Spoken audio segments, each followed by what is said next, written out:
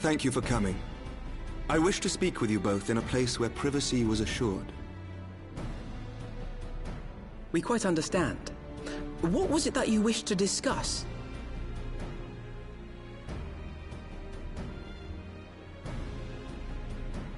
With my father's passing, the seat of the Archbishop lies vacant. And so, in accordance with canon law, I have assumed his responsibilities. I should stress that this is a temporary measure. It was never intended that the Lord Commander of the Temple Knights serve in this capacity indefinitely. Quite the opposite. The statutes specify that I should surrender my powers as soon as a conclave of the senior clergy and the high houses have named a new archbishop. But in light of recent events, that would not seem appropriate. I confess I did not expect you to divulge quite so much quite so soon. The details of the Archbishop's plans, perhaps, but the true origin of the war and all it entails? I too had concerns. But when the Warrior of Light is witnessed returning to the capital upon the back of a dragon, one's options are rather limited. Mayhap I could have concealed certain details, but for how long? And at what risk? Should the truth have come to light in the meantime, how would the people have viewed my silence? After 1,000 years of lies and secrecy, I could not well abuse their trust and hope to be believed. The time for deception has passed. I only wish the people agreed. That some would deny the truth I had anticipated, but not this many. And among the few who acknowledged that my father had to be stopped, no small number questioned our methods.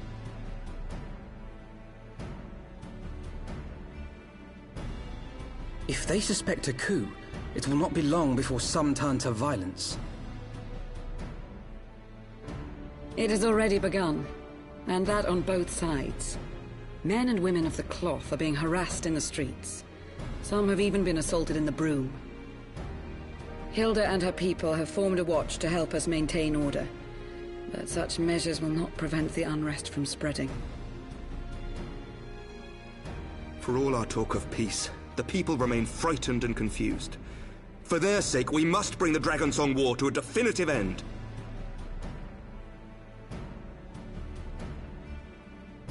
And we should be glad to help you, Sir Emmerich. But what precisely would you have us do?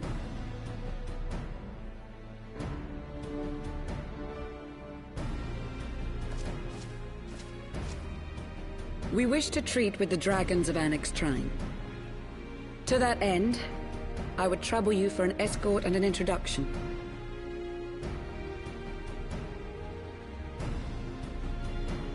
Annex Trine? You would speak with Vidofnir, then?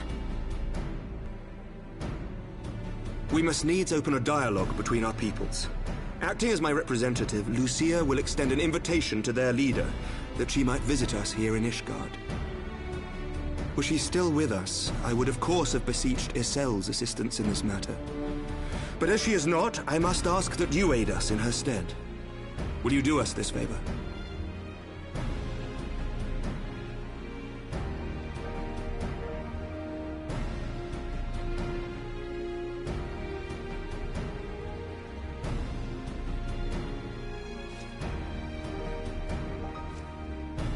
Thank you, my friends.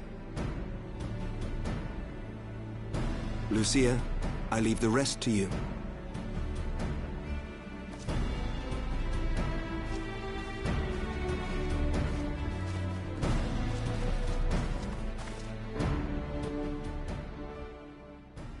In the wake of the Archbishop's fall, the nation of Ishgard trembled, the faith of her people shaken to its very core.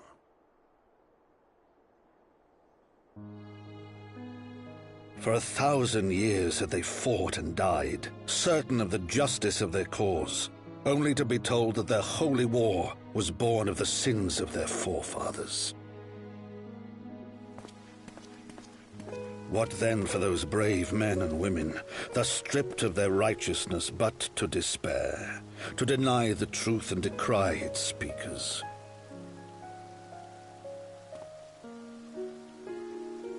And what then for those whom they defamed but to hope on, to have faith in a brighter tomorrow?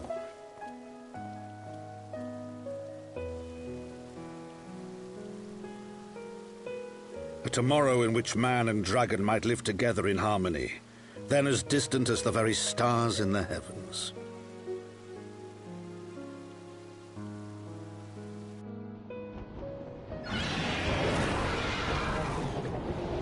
Yet while we dared to hope, deep within his lair the enemy lay, gathering his strength.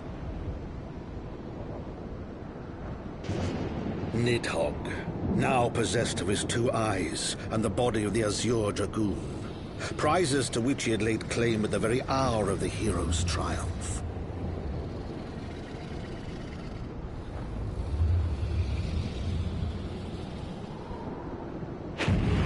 As desperately as we sought the solace of peace, the great worm craved the misery of war. Nor was he alone in his misbegotten desire.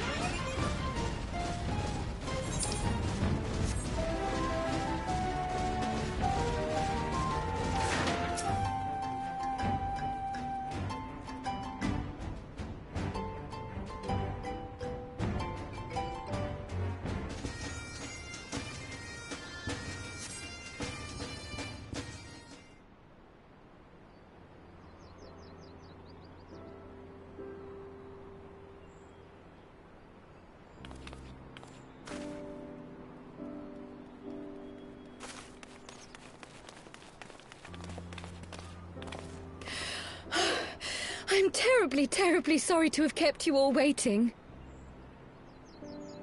You need not apologize. We arrived but a moment ago ourselves.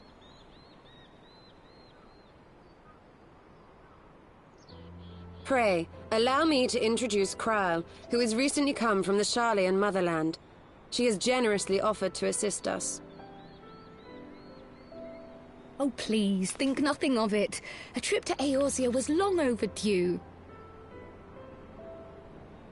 You must be the Warrior of Light.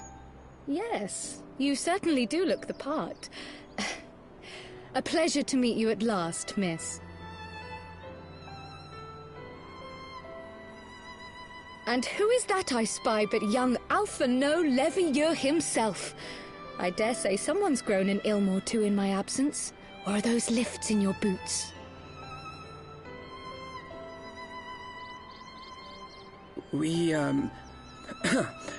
Miss Kryle and I met at the Studium years ago. I shall forever be indebted to her for her sage guidance. It was no small task keeping him out of trouble, believe you me. The youngest ever to enter the Studium, him and his sister, 11-year-old prodigies. Suffice it to say, social graces were not among his list of talents. Striding up to his seniors on his first day, head held high. What was it he said again? Thank you, Kryle.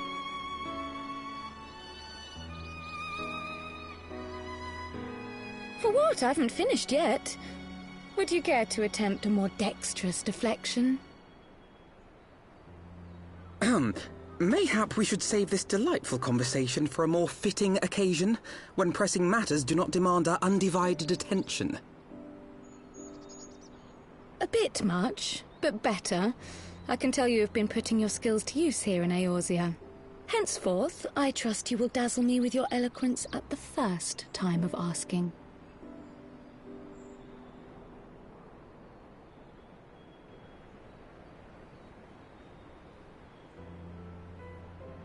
Right, on to more pressing matters. Finding Minfilia and the other missing scions. I gather you have new information to share with us. A new approach, actually. Tataru recounted the tale of your escape, and it gave me an idea. Simply put, assuming Thancred left some manner of trail when you whisked him away, as is almost always the case with teleportation magics, I am confident I can find and follow it. Then what are you waiting for? The wherewithal to do it. The fact is, my abilities aren't quite up to the task. Not in themselves, anyway. If I had Master Matoya's crystal eye, on the other hand... Then let us all call on her forthwith. I think it best you explain your plan to her in person.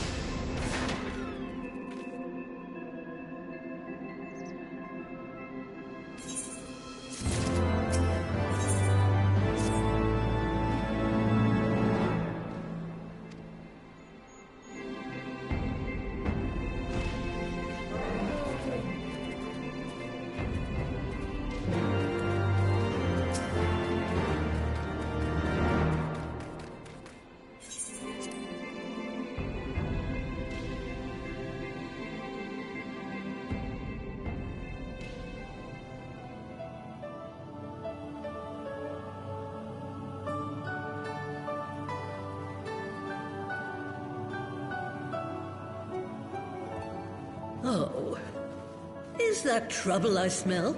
Or did you forget to wipe your boots on the way in? Forgive us, Master Matoya. We will be sure to wipe them on the way out. And may I say how glad I am that age has not yet deprived you of your senses. Ever so quick-witted, aren't we? To the detriment of your manners. Well, out with it then. What do you want?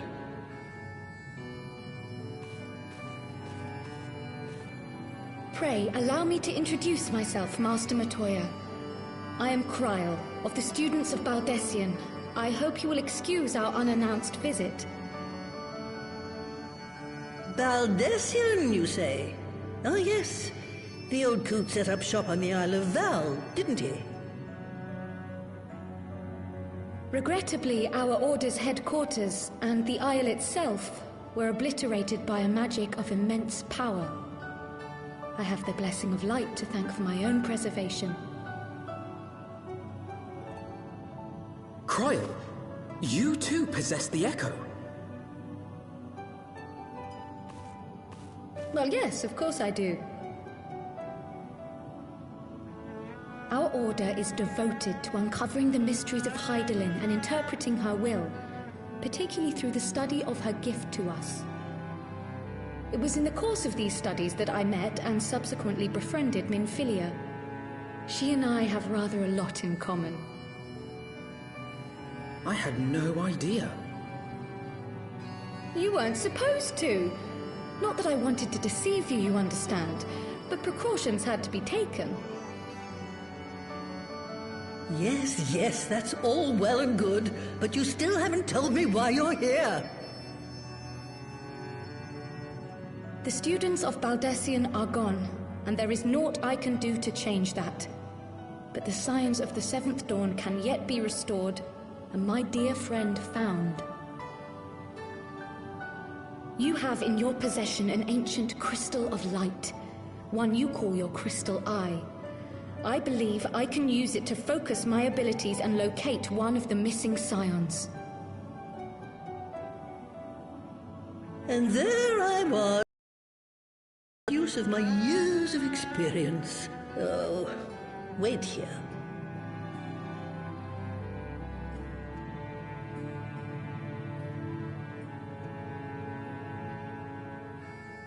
Long did I ponder the nature of this crystal and its familiar radiance, but never did I suspect it was a crystal of light.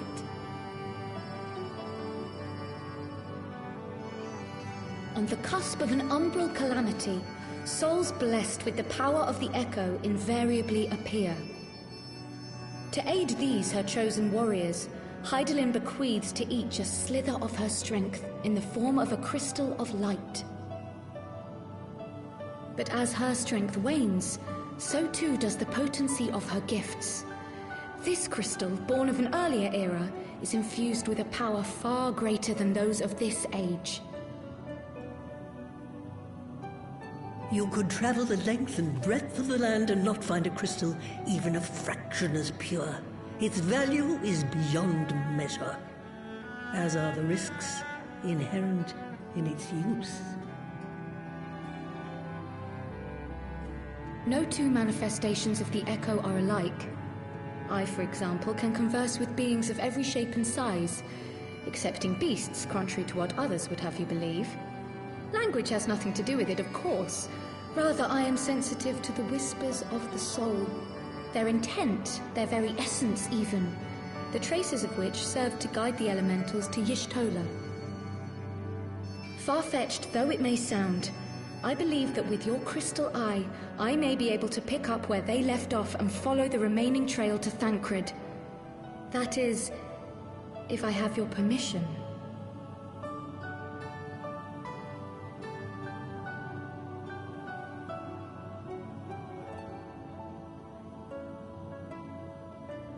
Well, the poor sod's not going to find himself. So, as long as you don't drop it or take it out of my sight, you may do with it what you will. Thank you, Master Matoya.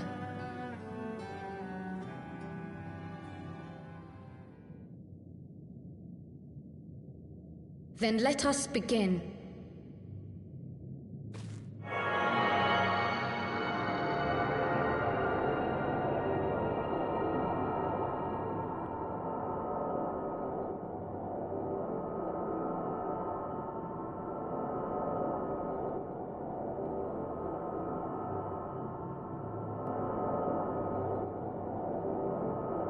From the Black Shroud, the trail continues to the north and west, towards a mountain, the foot of Som Al. It was a near thing, but he was not deposited within the rock, I think.